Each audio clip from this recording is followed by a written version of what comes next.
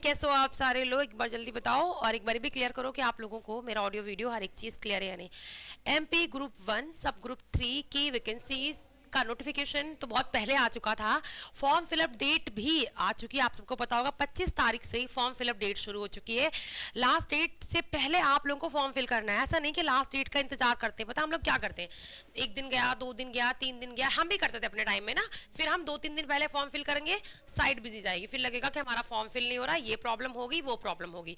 तो वो चीज़ नहीं करना है आपको ना, जल्दी फॉर्म फिल करना है, ठीक है। जल्दी एक बार देख भी लो। अगर हम बात करते हैं तो देखो ये था इसका नोटिफिकेशन। अगर मैं आपसे बात करूं कि 25 तारीख से फॉर्म फिलअप डेट शुरू हो चुकी है, 25 फैब से, और आज आपको पता है 28 तारीख हो चुकी है। 25 तारीख से आप फॉर्म फिल करना मतलब कर चुके हैं, और आप जिसने ना किया हो वो जल्दी कर दो, लास्ट डेट का इंतजार मत करो, क्योंकि जो लास्ट डेट है वो 11 मार्च, पता भी नहीं चलेगा कब 11 मार्च हो जाएगी, कल से 1 मार्च शुरू हो जाएगी। तो 11 मार्च का इंतजार नहीं करना है, उससे पहले आपको क्या कर देना है, फॉर्म को फिल कर देना है। यहाँ पे इन्होंने बोला है कि आपको ना कुछ संशोधन, अगर फॉर्म में कुछ गलती हो जाती है, संशोधन करने का भी टाइम दिया गया है। 16 तक आप क्या कर सकते हो, 16 मार्च तक आप संशोधन कर सकते हो। किसकी कितनी फीस होने वाली वो यहाँ पे मेंशन कर दी गई कि जनरल कैटेगरी में आ रहे हो तो आपकी फीस 500 होगी। अगर आप किसी अलग कैटेगरी में हो, SC OBC हो, तो आपकी जो फीस कितनी होने वाली है वो आपकी 250 रुपये आपकी फीस होने वाली है। ये देख लेना। सबसे अच्छी बात ये है कि इन्होंने पेपर की डेट मेंशन कर दी है। तो जितने भी अभी आप देख रहे हो MP में जो भी पेपर्स आ रहे हैं, जिनकी पेपर्स की नोटिफिकेशन आ रही है, जिनकी फॉर्म फिलअप डेट आ रही है, उनके उन्होंने पेपर मेंशन कर दिया है कि वो पेपर कब लेने वाले हैं। तो ये बड़ा अच्छा होता है जब आपको ये पता हो ना कि आपका एग्जाम कब होगा ना, तो आपकी मेहनत आप बहुत अच्छे से करते हो। जब मुझे पता है कि मेरा एग्जाम मई में होना है तो आप मेहनत बहुत अच्छे से करोगे। जब पता है, मैं ये नहीं पता कि हमारा एग्जाम कब होगा, तो उतनी अच्छे से मेहनत नहीं हो पाती। तो एग्जाम की डेट मेंशन कर दी गई। वो एग्जाम जो होने वाला है वो 15 मई को होगा। बहुत कम टाइम बचा है आपके पास। मार्च, अप्रैल और मई में आपका एग्जाम है, 2.5 महीने का टाइम है। तो बिल्कुल भी हवेबाजी में नहीं लेना है, पढ़ना शुरू कर दें। पहले तो आप जल्दी फॉर्म भरो, फिर अच्छे से जम के पढ़ाई करो। बिल्कुल भी उसमें पढ़ाई में वो नहीं होना। देखो 2 पाले पेपर होने वाला है, 7 से, देखो ये आपकी इंपॉर्टेंट, ये रिपोर्टिंग टाइम है, ये निर्देश पढ़ने की टाइम है, और ये आपका पेपर देने की टाइम है।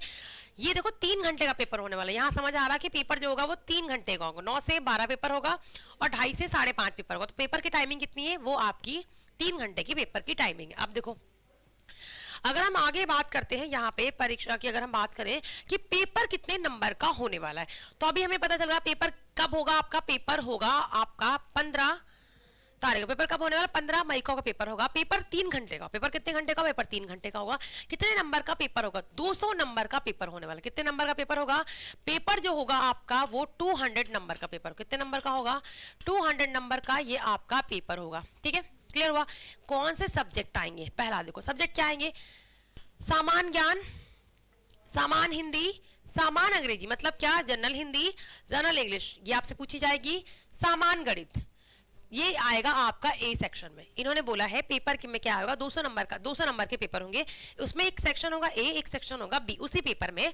तो सेक्शन A में क्या होगा, उसमें आपकी सामान्य ज्ञान मतलब जनरल नॉलेज होगी, आपकी जनरल नॉलेज होगी, सामान्य हिंदी होगी, सामान्य इंग्लिश होगी, और आपका सामान्य। अब देखो क्या होने वाला है, अगर मैं बात करूं सेक्शन A में क्या होगा, ये एक देख लो, सामान्य ज्ञान होगा आपका, जनरल नॉलेज की बात इन्होंने बोली है।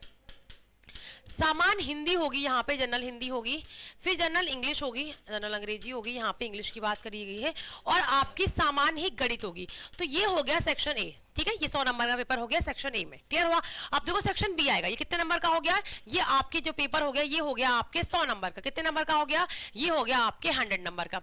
अब इसी में सेक्शन B होगा, अब 100 नंबर, इसी में सेक्शन B होगा। इसमें देखो क्या होगा, इसमें भी आपका सामान्य ज्ञान आएगा, साथ में अभिरुचि, सामान्य कंप्यूटर, तार्किक योग्यता और सामान्य प्रबंधन, मतलब मैनेजमेंट के क्वेश्चंस भी यहाँ पे आएंगे। तो ये सेक्शन भी कितने नंबर का होगा, सेक्शन भी आपके 100 नंबर का होगा। क्लियर हुआ।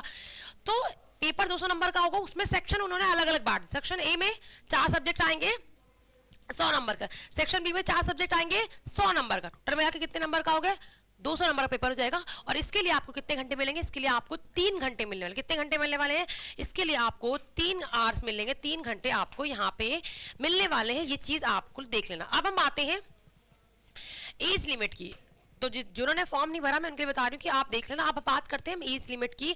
तो एज लिमिट क्या है कि अगर आप 18, न्यूनतम आयु कितनी बोली उन्होंने, 18, मैक्सिमम आयु कितनी बोली है वो 40। देखो जब भी मैं ये आपको बोलूँ कि न्यूनतम आयु इतनी है और आपकी मैक्सिमम आयु इतनी, इसका मतलब ये होता है कि हम जनरल कैटेगरीज की बात कर रहे हैं। कैटेगरीज वाइज आप लोगों को छूट मिलती है। ओबीसी कैटेगरी हो तो 3 साल, या फिर एससी कैटेगरी हो वो 5 साल, तो उस मतलब आपको छूट मिलेगी आप अगर इस कैटेगरी में आते हो तो, ठीक है। बाकी जनरल कैटेगरी की कितनी है उन्होंने बोला है, आयु कितनी होनी चाहिए, अगर आप 18 से 40 साल के बीच में हो तो आप इस फॉर्म को भर सकते हो, ठीक है। तो आप इस फॉर्म को क्या कर सकते हो, फिल कर सकते हो। सिलेबस हमने देख लिया है। बाकी देखो यहाँ पे क्या बोली, कुछ लोगों को छूट भी दी गई है, वो छूट यहाँ पे देख लेना, आप अपने हिसाब से देख लेना कि आपको किस चीज़ों के लिए छूट दे रखी है, ठीक है। ये था, हमने नोटिफिकेशन देख लिया, सिलेबस हमने देख लिया है। अब हम बात करते हैं कौन कौन से डिपार्टमेंट में कितनी वैकेंसी निकली है, वो देखो नोटिफिकेशन में देख लेना। मोटिव ये था मेरे बताने का कि जिन्होंने फॉर्म फिल नहीं किया है वो जल्दी से फॉर्म फिल कर दो। इंतजार मत करो कि नहीं मुझे इंतजार है जब 11 तारीख आएगी तभी फॉर्म फिल करना, वो नहीं, उससे पहले फॉर्म फिल कर दो, लेट नहीं करो, साइट बहुत बिजी चली जाती है। सिलेबस को देखो, टाइम बहुत कम बचा है, प्रिपरेशन को शुरू कर दो, अभी भी टाइम है, आप कर सकते हो। आपको करना क्या है, आपको करना यह है कि आप जितना हो सके उतना लास्ट मोमेंट में रिवाइज करो, जितना हो सके उतना रिवीजन करोगे वही आपके लिए अच्छा होगा।